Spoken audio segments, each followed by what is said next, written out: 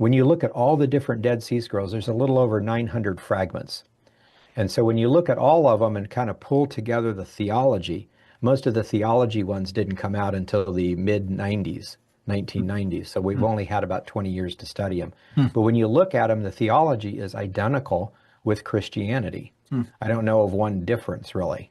Yeah, and of course, as a biblicist and people who believe the Bible is the inspired, infallible Word of God, we would understand the theology to be consistent from Genesis to Revelation, even though God revealed His Word over a period of 1,500 years through 40 different human authors, 3 different languages, and so on. It is unified. It's a unified book, telling the redemptive story of mankind. So it's not surprising that, it's not like this is a new doctrine. We understand that, going all the way back to Genesis 3:15 and many other, we're really going back to, God providing coverings for Adam and Eve in the garden. We begin to see inklings of God's redemptive plan to provide the payment for on man's behalf, and so forth and so on.